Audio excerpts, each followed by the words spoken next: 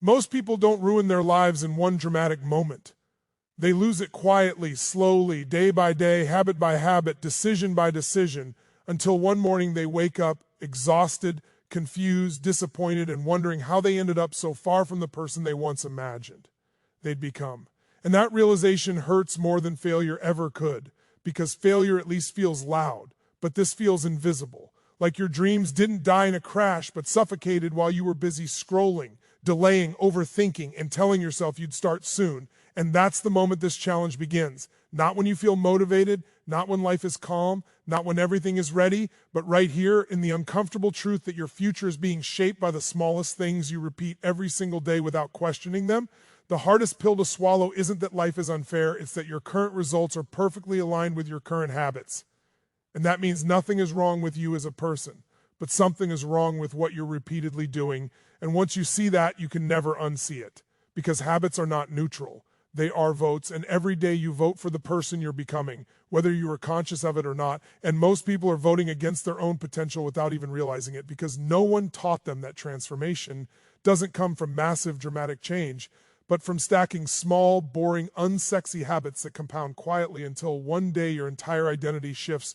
This is not a motivation video designed to hype you up for one night and abandon you the next morning.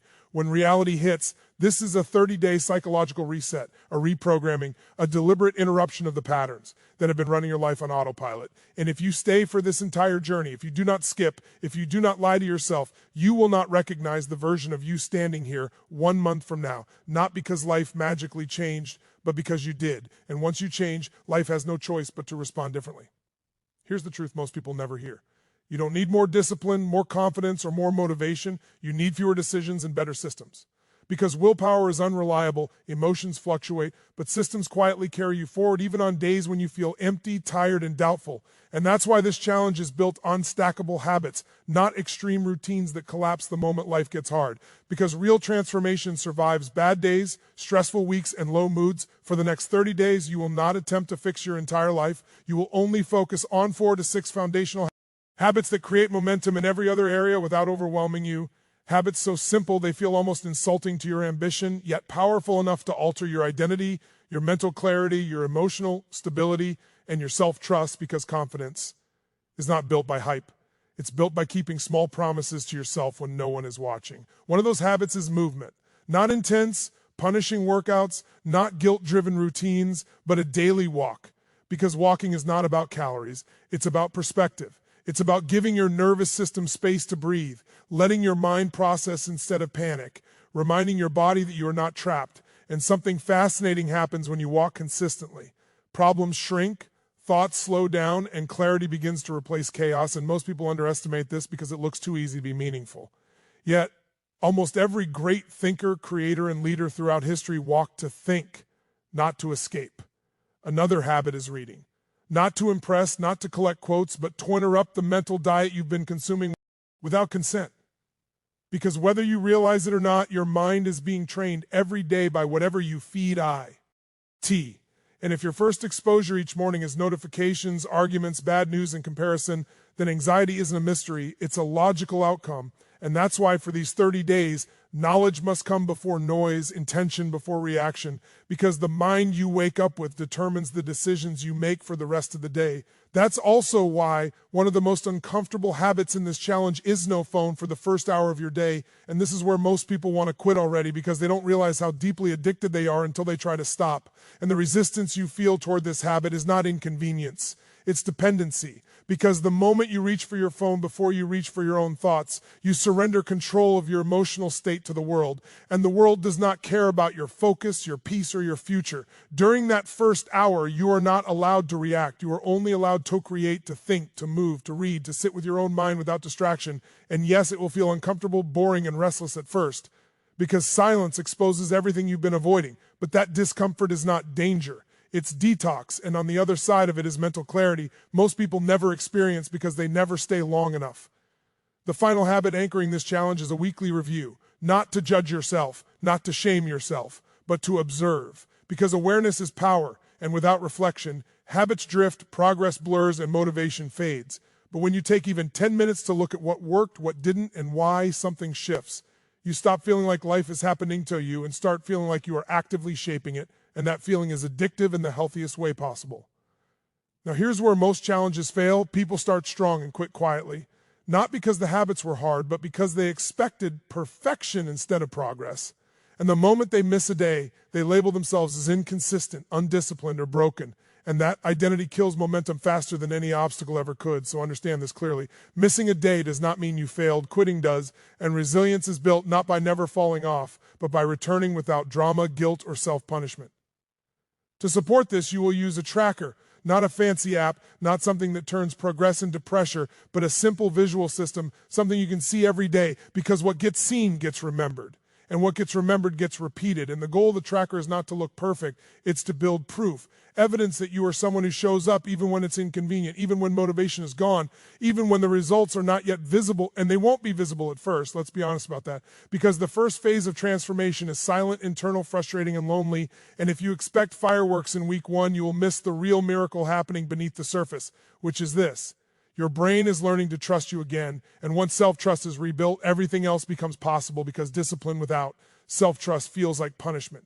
But discipline with self-trust feels like self-respect. By the end of these 30 days, you should not expect a completely new life, a perfect routine, or endless motivation, but you should expect mental clarity where there was fog, small wins where there was stagnation, emotional stability where there was chaos, and most importantly, a quiet confidence that comes from knowing you can rely on yourself again, and that confidence will leak into everything. How you speak, how you decide, how you handle pressure, and how you see your future.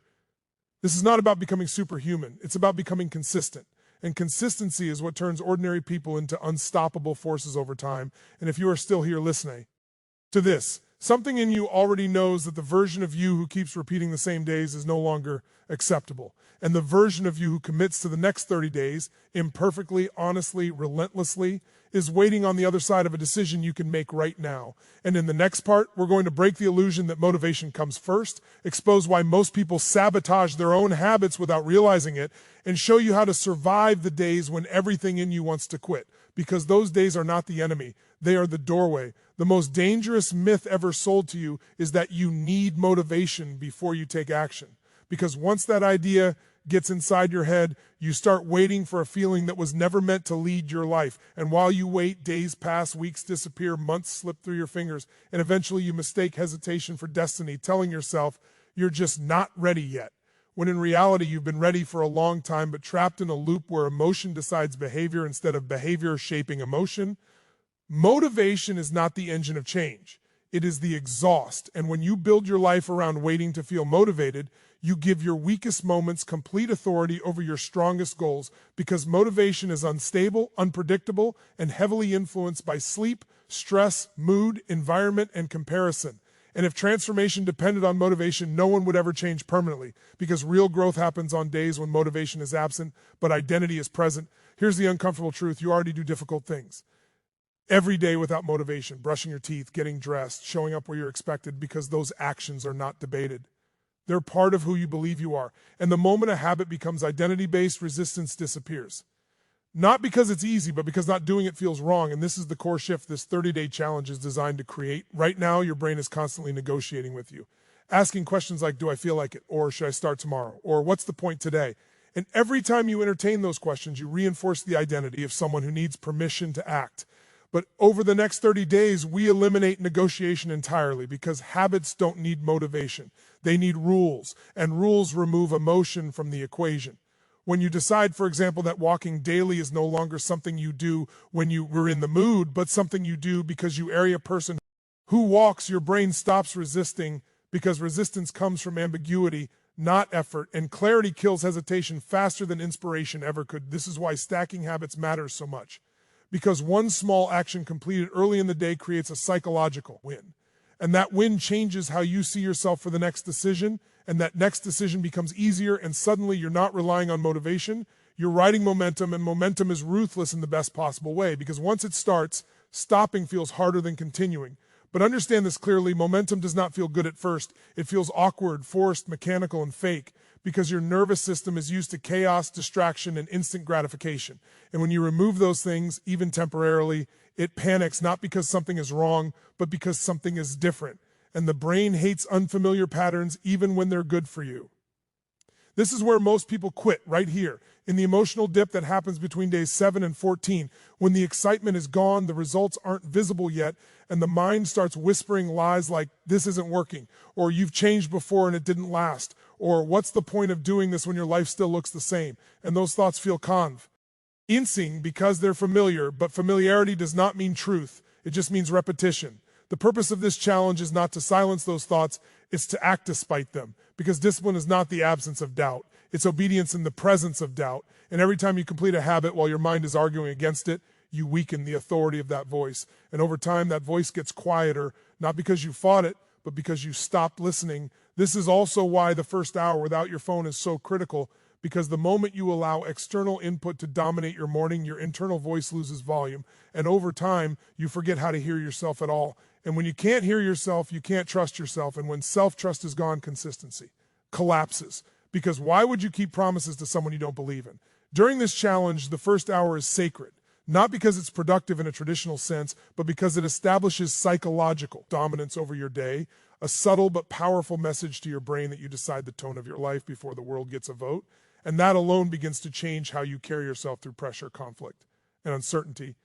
And let's talk about the tracker again, because most people misunderstand its role. It's not there to pressure you. It's there to confront you gently, because when progress is invisible, excuses thrive. But when progress is visible, even in tiny marks on a page, denial becomes impossible, and something powerful happens. When you see evidence that you showed up yesterday, and the day before, and the day before that, you stop asking, can I do this? And start asking, who am I becoming? That shift is subtle but irreversible, because once identity starts changing, habits stop feeling like chores and start feeling like alignment. And alignment is energizing, not draining, even when the actions themselves are simple, boring, and repetitive. Now let's destroy another illusion before it destroys you. The idea that growth feels good. It doesn't, at least not at first. Growth feels like friction, resistance, boredom, frustration, and doubt, because you are asking your brain to let go of patterns it believes are keeping you safe, even if they were keeping you stuck. And the brain will always choose familiar pain over unfamiliar progress unless you override it with action. This is why the goal of these 30 days is not intensity, it's completion, because consistency beats intensity every time. And small habits done daily will outperform massive efforts done occasionally, not just in results, but in identity formation. Because intensity builds stories, but consistency builds character. By the end of this part of the journey, you should already feel something shifting, not externally, but internally, a slight increase in self-respect, a quiet reduction in mental noise, a growing sense that you are no longer negotiating your future away one excuse at a time. And that feeling may scare you a little, because with self-respect comes responsibility, and responsibility removes the comfort of blaming circumstances. And in the next part, we're going to confront the most dangerous enemy of long-term change, the urge to quit on bad days, and show you how to build habits that survive stress, exhaustion, emotional lows, and life chaos, because transformation that only works when life is easy is not transformation at all.